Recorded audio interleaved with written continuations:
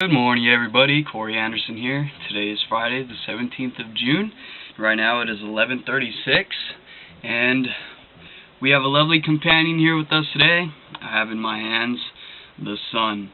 Okay, I got this, let's say maybe 5-6 months ago, and I was calling it my sun because we are all stars bound to a body. We all live and move and have our being inside of the sun. Okay, we all learn that the sun is the source of all life.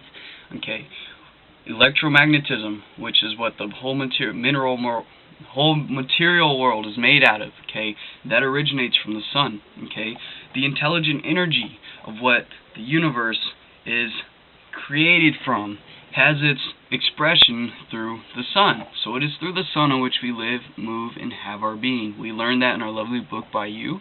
We also want to share something that we learned when we read the book, The Emerald Tablets of Thoth the Atlantean, and this was close to 2 years ago, about a year and a half ago.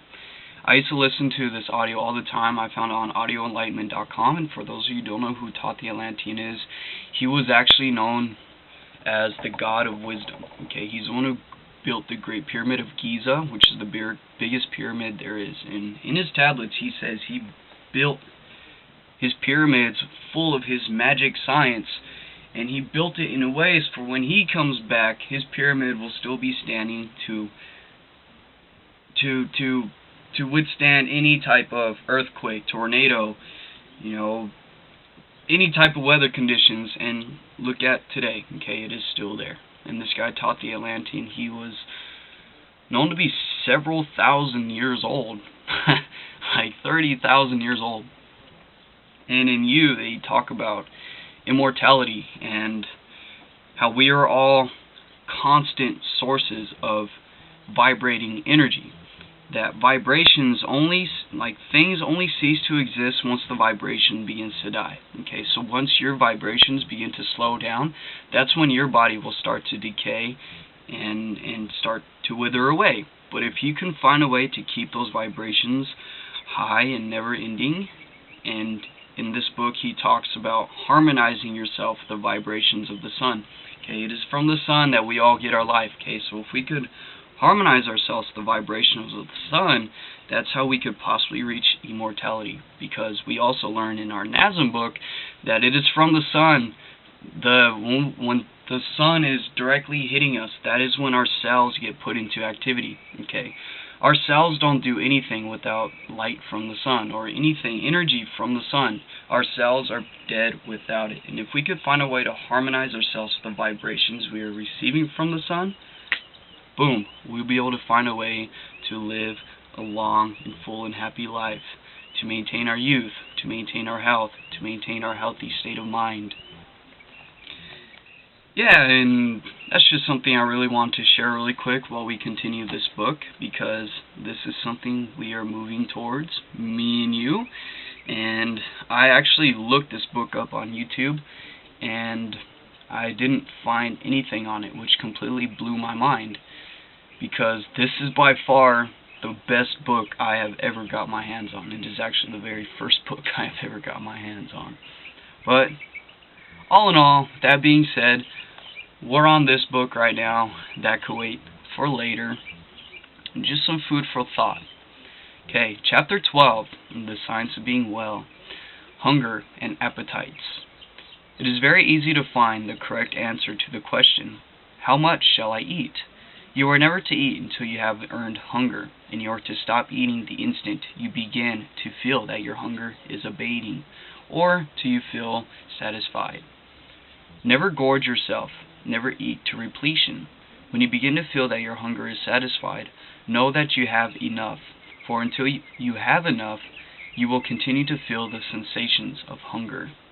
If you eat as directed in the last chapter, it is probable that you will begin to feel satisfied before you have taken half your usual amount. But stop there, all the same. No matter how delightfully attractive the dessert or how tempting the pie or pudding, do not eat a mouthful of it if you find that your hunger has been in the least degree assuaged by the other foods you have taken. Okay. And assuaged, I don't know what that word means, but it sounds like very similar to quenched. You know, like you drink water, it quenches your thirst. Okay. You eat food, sounds like it's saying you would assuage. The food would assuage your hunger. Okay. That's kind of sounds like what it's saying. Okay. Assuaged.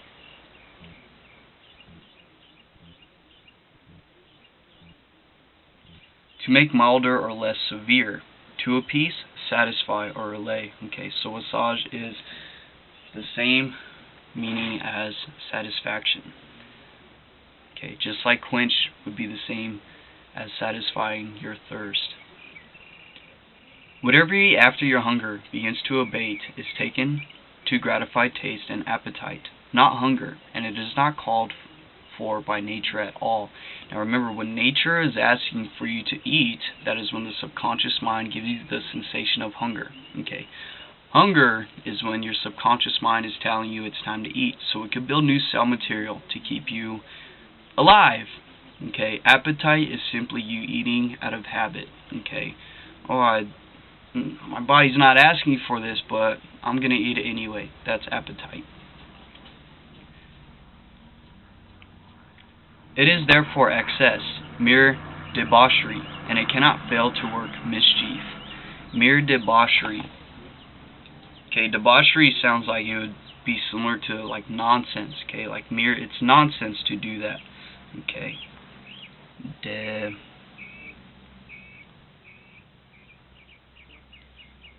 Debauchery.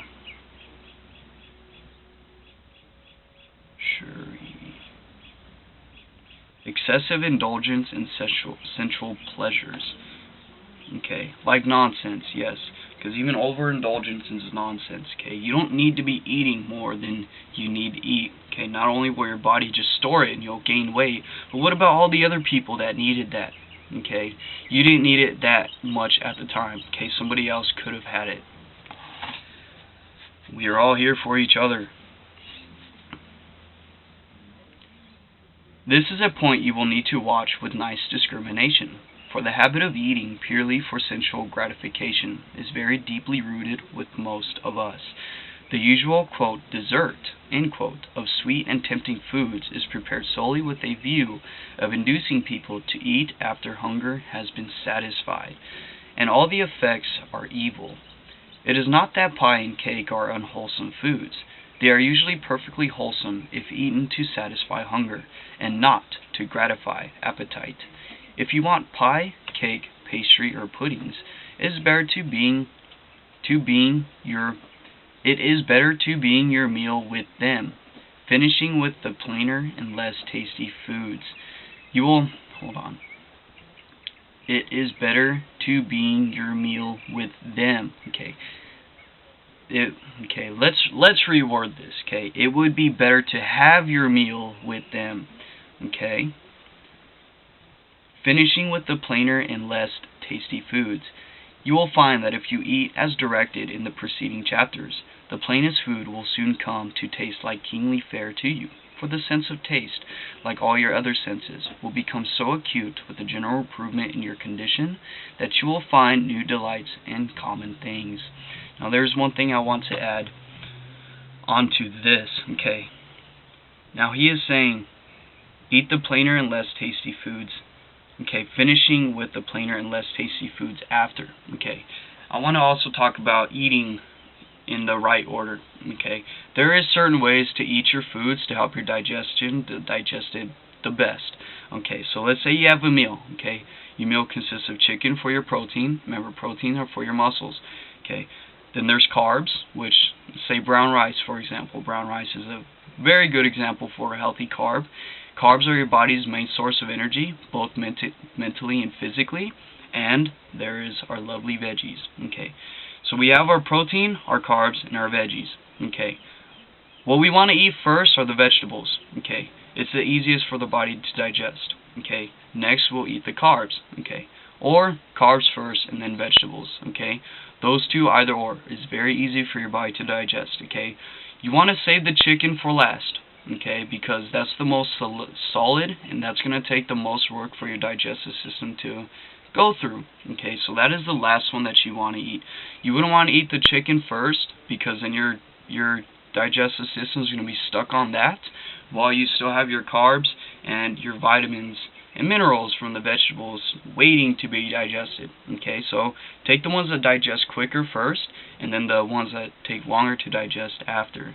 Okay, so your body could also already get through and provide itself with the nutrients that it needs as quickly as possible. And it also, like I said, helps digestion and using the restroom. Okay, let's continue. No gluten ever enjoyed a meal like a person who eats for hunger only. Who gets the most out of every mouthful, and who stops on the instant that he feels the edge taken from his hunger? The first intimation that hunger is abating is a signal from the subconscious mind that it is time to quit. The average person who takes up this plan of living will be greatly surprised to learn how little food is really required to keep the body in perfect condition. The amount depends upon the work, upon how much muscular exercise is taken, and upon the extent to which the person is exposed to cold. And I know we talked about this in the last video, and the examples that he had used in this book was the wood chopper and the bookkeeper. Okay, the wood chopper and the bookkeeper need to be eating the exact same things. The only difference is that wood chopper needs more amounts because he simply exerted more energy. His work was more vigorous, so he needs more nutrition and nutrients to help restore all that energy that he exerted. Okay. The wood chopper who goes into the forest in the winter time and swings his axe all day can eat 2 full meals. But the brain worker who sits all day in a chair in a warm room does not need 1/3 and often not 1/10 as much.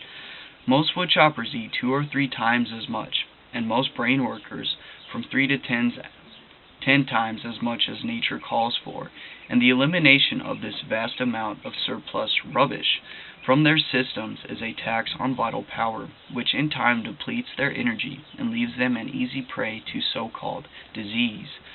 Get all possible enjoyment out of the taste of your food, but never eat anything merely because it tastes good, and on the instant that you feel that your hunger is less keen, stop eating. And there's also one thing I want to add. It has been found that you consciously feel hungry after 10 minutes after you're really hungry, or you consciously feel full 10 minutes after you are full. Okay, basically saying it takes 10 minutes for your digestive system to signal to the brain that, hey, we don't need any more food. Okay, so they say that chances are you should stop eating a little bit before you actually finish, like 10 minutes before. Okay, wait 10 minutes and see how you feel then, and then continue to eat from there if you still feel hungry, because it takes that 10 minutes in order for you to get the signal that, hey, we don't need any more. And we really don't need. You would be amazed what your body can do with that little amount. If you will consider for a moment, you will see that there is positively no other way for you to settle these various food questions than by adopting the plan here laid down for you. As to the proper time to eat, there is no other way to decide than to say that you should eat whenever you have earned hunger. It is a self-evident proposition that this is the right time that is the right time to eat, and that any other is the wrong time to eat. As to what to eat, the Eastern wisdom has decided that the masses of men shall eat the staple products of the zones in which they live. The staple foods of your particular zone are the right foods for you, and the eternal wisdom, working in and through the minds of the masses of men, has taught them how to best prepare the foods by cooking and otherwise. And as to how to eat, you know that you must chew your food, and if it must be chewed, the reason tells us that the more thorough, the perfect the operation to be. Okay, so when you're chewing your food, chew it to its liquid state, because that helps with the digestion system. When it comes to eating your food, eat the most easily digestible foods first, and the hardest to digest foods after. And how he was saying, depending on how much work you do throughout your day will depend on how much food you actually need, okay? So, if you're not doing too much vigorous work, you don't need to be eating as much as the person who's doing twice to three much as work, okay? It isn't necessary, okay? We don't need to be overindulging. That only causes a lot of pain, indigestion, and a lot of discomfort within yourself, and you're only going to gain weight, okay? None of us want that. And then rights and wrongs with foods, okay? The food, vegetarian food, is just as right as meat food, okay? There's nothing wrong with either or, depending on the area and zone that you are in. Alright. I repeat that success in anything is attained by making each separate act a success in itself. If you make each action, however small and unimportant, a thoroughly successful action, your day's work as a whole cannot result in failure. If you make the actions of each day successful, the sum total of your life cannot be failure, for the sum total of your day was nothing but success. A great success is the result of doing a large number of little things, and doing each one in a perfectly successful way. If every thought is a healthy thought, and if every action of your life is performed in a healthy way, you must soon attain to perfect health. It is impossible to devise a way in which you can perform the act of eating more successfully, and in a manner more in accord with the laws of life, than by chewing every mouthful to a liquid, enjoying the taste fully, and keeping a cheerful confidence the while. Nothing can be added to make the process more successful, while if anything be subtracted, the process will not be a completely healthy one. In a matter of how much to eat, you will also see that there could be no other guide so natural, so safe, and so reliable as the one I have prescribed: to stop eating on the instant you feel that your hunger begins to abate, or in other words, be satisfied. The subconscious mind may be trusted with implicit reliance to inform us when food is needed, and it may be trusted as implicity to inform us when the need has been supplied. If all food is eaten for hunger, and no food is taken merely to gratify taste, you will never eat too much. And if you eat whenever you have earned hunger, you will always eat just enough. By reading carefully the summing up in the following chapter, you will see that the requirements for eating in a perfectly healthy way are very few and simple. The matter of drinking in a natural way may be dismissed here with a very few words. If you wish to be exactly and rigidly scientific, drink nothing but water. Drink only when you are thirsty. Drink whenever you are thirsty, and stop as soon as you feel that your thirst begins to abate. If you are living rightly in regard to eating, it will not be necessary to practice asceticism. Asceticism. Asceticism.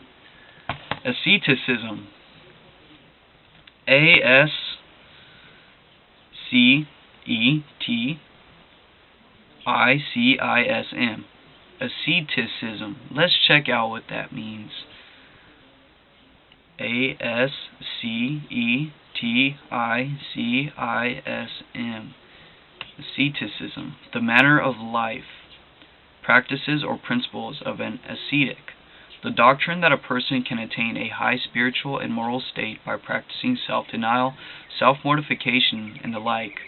Okay, rigorous self-denial is what asceticism is saying it is.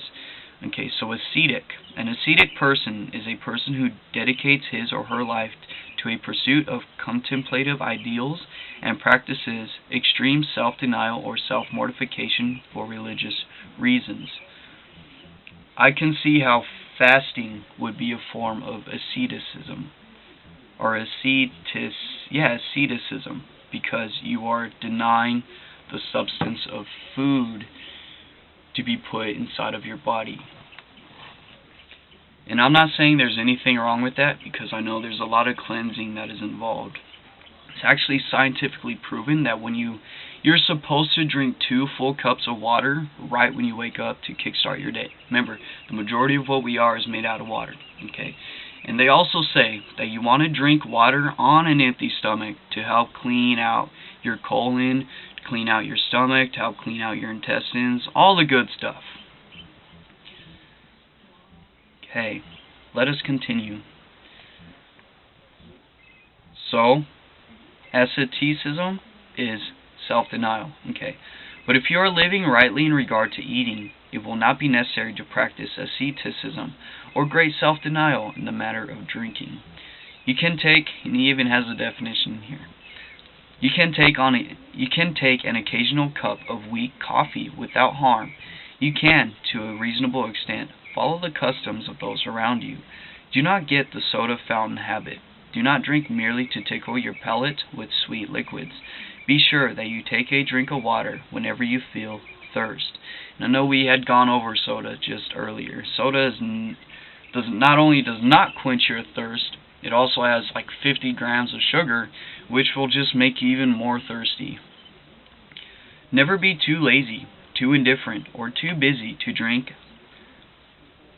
get a drink of water when you feel the least thirst. If you obey this rule, you will have little inclination to take strange and unnatural drinks. Drink only to satisfy thirst. Drink whenever you feel thirst, and stop drinking as soon as you feel thirst abating. That is the perfectly healthy way to supply the body with the necessary fluid material for its internal processes. And that is the end of chapter 12 of the Science of Being Well, called Hunger and Appetites. And next we have chapter 13, called In the Nutshell. We have about 5 more chapters left in this book. 15, 16, yeah, chapter 17 is the last one. And then we have our favorite one of the series, which is The Science of Being Great, or in other words called How to Be a Genius. Okay, he titled it twice. Whichever one you like more works best for you. I like The Science of Being Great. And with that being said, I'll see you guys in the next video for the next chapter.